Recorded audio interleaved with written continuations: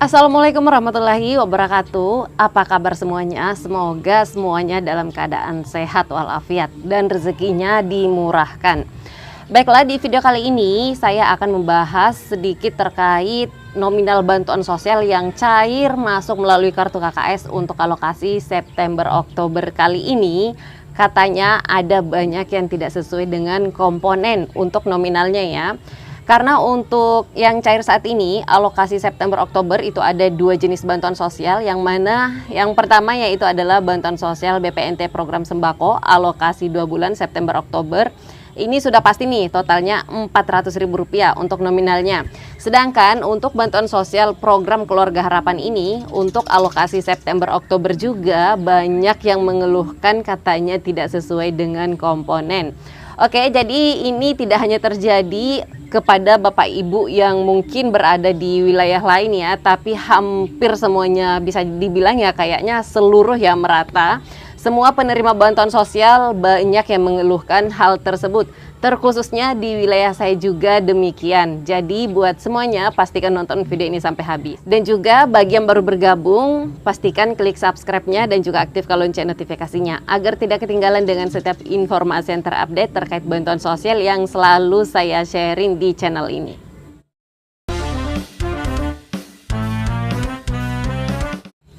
Oke, baiklah. Jadi pertama kita melihat dulu dari kriteria yang ada di sini ya. Ini dasarnya saya ambil dari user guide 6NG pendamping sosial. Dan hampir semua pendamping sosial memiliki ini. Di sini dijelaskan yang terhitung sebagai komponen balita. Nah, karena yang banyak dikeluhkan saat ini yaitu bantuan sosial balitanya, katanya banyak yang tidak cair. Nah, kalau kita perhatikan di sini dijelaskan untuk komponen balita itu sendiri yaitu untuk usia 0 sampai dengan 6 tahun. Nah, artinya untuk anak-anak KPM yang usianya masih PAUD, biasanya ya untuk usia 6 tahun ini, 5 sampai ke 6 tahun itu biasanya masih PAUD, itu seharusnya masih terhitung di sini. Selanjutnya di sini juga kalau kita lihat dijelaskan bahwa yang terhitung sebagai komponen anak balita ini adalah maksimal anak kedua dari keluarga KPM tersebut. Yang mana artinya apabila Bapak Ibu memiliki 3 orang anak misalnya, yang satunya SMA, satunya SD, dan yang ketiga ini adalah balita, otomatis yang dihitung hanyalah SMA dan juga SMP, SD maksud saya. Kemudian untuk yang balitanya ini tidak terhitung sebagai komponen lagi, maksimal untuk anak kedua yang dihitung sebagai komponen anak balita. Lalu bagaimana apabila KPM tersebut hanya memiliki 2 orang anak misalnya, 2 orang anak, satunya SD, satunya balita, tapi ternyata yang cair itu hanya anak SD. Nah, ini juga terjadi di beberapa KPM yang ada di wilayah dampingan saya ya. Dia hanya memiliki 2 anak, satunya SD, satunya balita yang berusia 5 menjelang 6 tahun. Nah, yang cair itu hanya komponen SD-nya. Karena untuk alokasi September-Oktober mengalami penyesuaian, jadi totalnya hanya Rp150.000. Sedangkan untuk anak balitanya ini tidak cair bansosnya atau tidak terhitung lagi sebagai komponen. Nah, untuk data anak balita ini saya coba cek-cek di 6NG, datanya di sana, anak KPM ini sudah valid datanya di sana di 6NG. Dan dia juga sudah masuk datanya di Dapodik karena dia sudah menjadi anak TK ya. Karena sekarang walaupun anak itu TK, namanya juga sudah mulai terdaftar di Dapodik. Nah, tapi bansosnya ini tidak masuk. Jadi ini untuk sementara sesuai dengan prediksi kami, kemungkinan besar ada lagi aturan terbaru dari pusat terkait kriteria anak balita yang terhitung sebagai komponen. Tapi bisa jadi untuk suratnya ini belum disebarkan, belum disampaikan.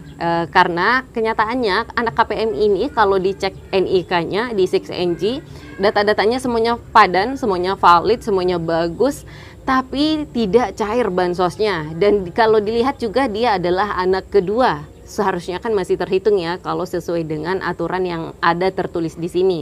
Nah, jadi terkait untuk hal ini, bisa jadi ya, ini untuk prediksi kami sementara, bisa jadi sekarang ini ada aturan terbaru terkait komponen anak balita. Hanya saja untuk suratnya itu belum dibagikan, belum disebarkan. Jadi, insya Allah untuk kedepannya kalau kami sudah mendapatkan terkait jawaban tersebut, maka pasti langsung saya update lagi di channel ini terkait komponen anak balita yang terhitung. Nah, intinya mungkin hal baik yang bisa Bapak Ibu ambil dari video kali ini terkait bantuan sosial komponen anak balita yang banyak tidak terbayarkan, sehingga Bapak Ibu merasa untuk nominal bansos yang Bapak Ibu terima itu tidak sesuai dengan komponen. Nah, hal baiknya adalah perlu Bapak Ibu semuanya ketahui, bukan hanya 1 atau 2 orang yang mengalami hal ini, tapi ini merata di seluruh Indonesia. Hampir semuanya penerima bantuan sosial, dan di wilayah saya juga banyak yang mengalami hal tersebut.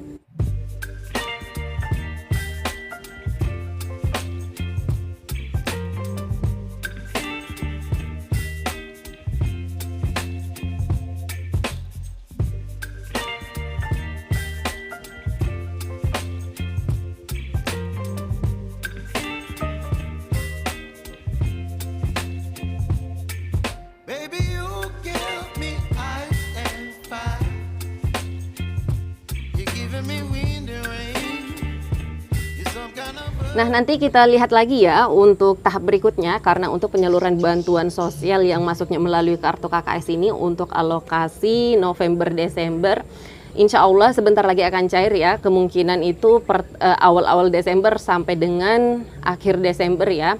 Nah, nanti kita lihat di sana apakah untuk komponen anak balita ini tidak terbayarkan lagi, dan juga bagi penerima bantuan sosial yang masuknya melalui PT Pos, yaitu untuk alokasi Oktober, November, Desember atau yang tahap 4 ya.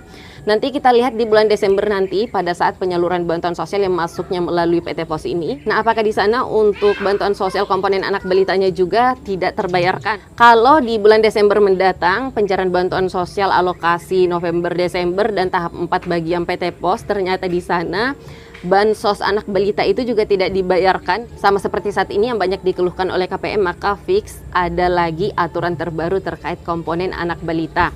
Tapi apabila pencairan bantuan sosial berikutnya nanti di tahap 4-nya atau di bulan Desember ternyata anak balitanya ini komponennya dibayarkan, nah bisa jadi itu hanya ada beberapa data anak balitanya Bapak Ibu yang perlu diperbaiki atau dimutakhirkan. Dan kalaupun nanti ke depannya saya sudah menerima info validnya dari pusat, entah itu secara internal informasinya atau secara resmi berupa surat, sudah pasti saya akan langsung update lagi infonya di channel ini.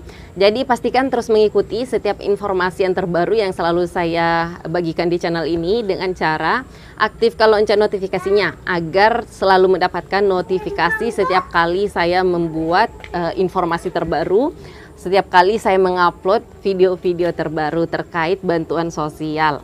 Oke, itu saja. Terima kasih banyak sudah menonton videonya sampai habis. Semoga semuanya rezekinya dilancarkan dan bantuan sosial ini segera dicairkan untuk alokasi November-Desember serta untuk tahap 4 bagi yang masuknya melalui PT Pos. Oke, itu saja. Terima kasih banyak sekali lagi. Sampai ketemu lagi dan saya di video selanjutnya. Wassalamualaikum warahmatullahi wabarakatuh.